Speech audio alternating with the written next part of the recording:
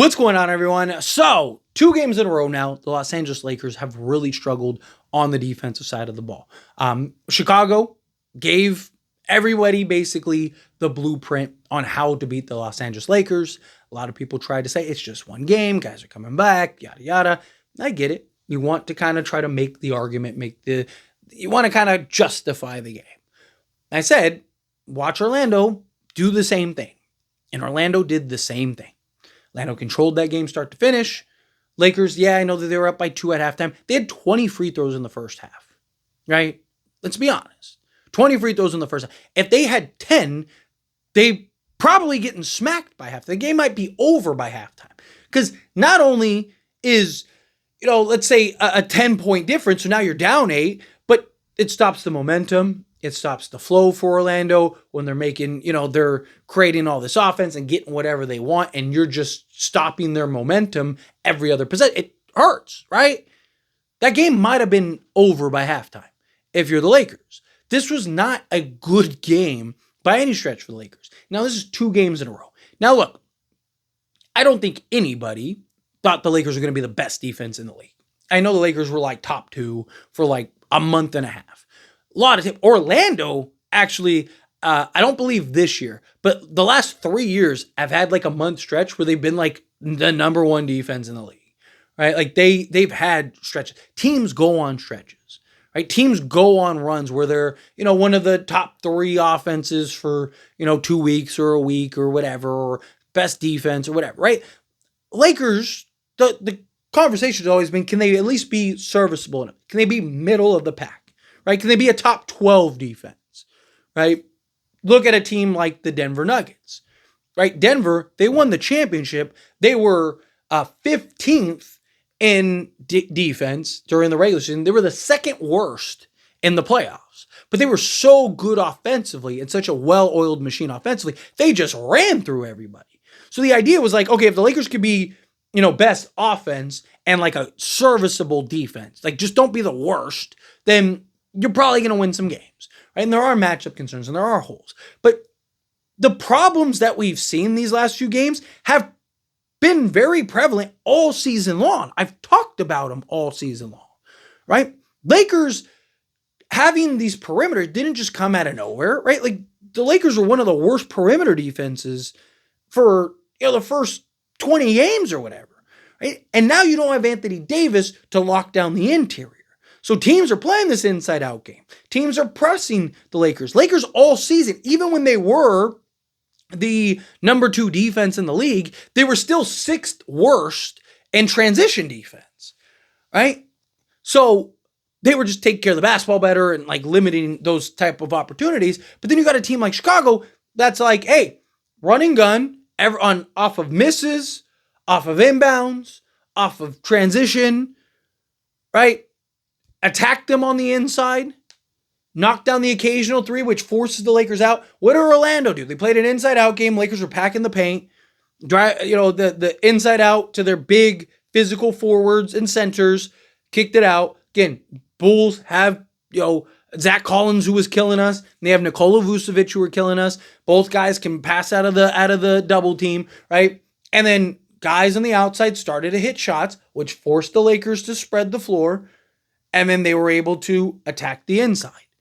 And Jackson Hayes isn't good enough as an interior presence to basically lock that down. So the teams are just getting whatever they want, right? And teams are being aggressive and attacking the inside and attacking the interior. And the Lakers just, they haven't had answers the last 2 games. Lakers have struggled all season against these types of teams. The quicker, faster, athletic. Go look at the schedule, right? And then look at all the games against the more athletic young teams in this league. Almost all of them, the Lakers barely won or lost. And a lot of those games, the Lakers were losing late and ended up pulling it out and getting the win, right? But like a lot of these problems were there even before we traded for Luka, right? Like Lakers perimeter issues were a problem before Luka. Teams targeting guys like Rui Hachimura and Austin Reeves was a problem before Luka. Now they just have another guy that they can target on the defensive side of things, right? So Lakers are going to have to figure some stuff out. And people, usually default, well, Dallas was able to make it work with him and Kyrie's not a great defender. Yeah, but Dallas also had 3 like excellent perimeter defenders and 2 interior guys last season. Right? Derrick Jones Jr. was literally the prototype for 3-and-D wings last year. He was like the premier guy. And then PJ Washington emerged into a legit versatile defensive monster. I mean, his ability to defend 1 through 5 last year was crazy. He was literally their defensive anchor last year. And then you had Daniel Gafford, who is 245, 250, and an above average interior defender. And then you had Derek Lively, who again is an above average interior defender. He's like a better Jackson Hayes, right? So they had the defense pieces. Oh, and they also had several guys off the bench that they could put in at any point and do that.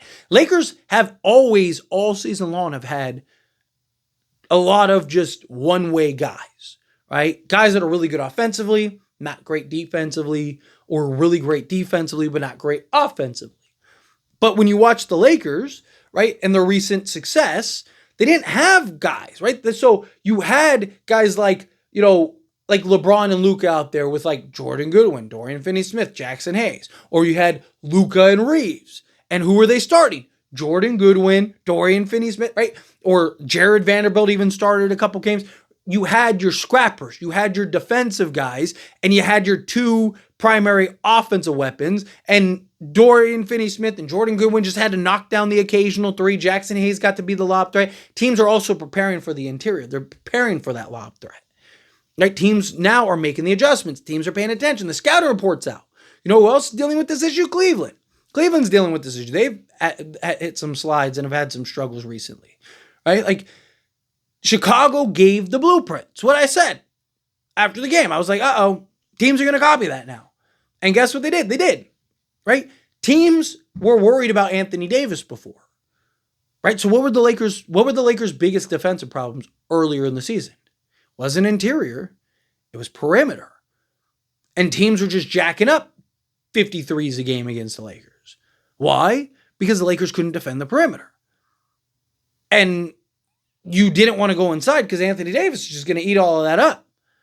Right? So now you don't have Anthony Davis. So now teams are going, well, all their defensive guys are perimeter guys, but they have no interior size. So move the basketball, lots of cutting, have your big physical forwards on the inside, creating these mismatches and being the screen and roll guy, and have the smaller defender have to switch and just abuse them. It's what they did. It's what Chicago did. It's what the Orlando Magic did, and it's what other teams are going to do. And I have concerns about it. I've had concerns about it all season. I've talked about it all season. A lot of the issues and concerns that this team has. Right? And you're starting to see it. This is a bad time to see it because this is when the Lakers are supposed to be making that push to make some noise and get into the playoffs. But anyway, as always, this is a discussion. Pass question on you. Let me know your thoughts and opinions down in the comments below. What do you think? How do you feel? What are your thoughts? Do you agree with me? Disagree with me? What did you think of the game last night? Were you upset? Were you disappointed? However you feel, whatever your thoughts are. Either way, love to hear it. Let me know down in the comments below. That being said, if you haven't liked this video, hit that like button. Helps me not. So we enjoy these types of videos and I truly appreciate it. Not subscribe channel, hit that subscribe button. Turn on the bell notifications. Appreciate y'all. See you in the next one. Thank you.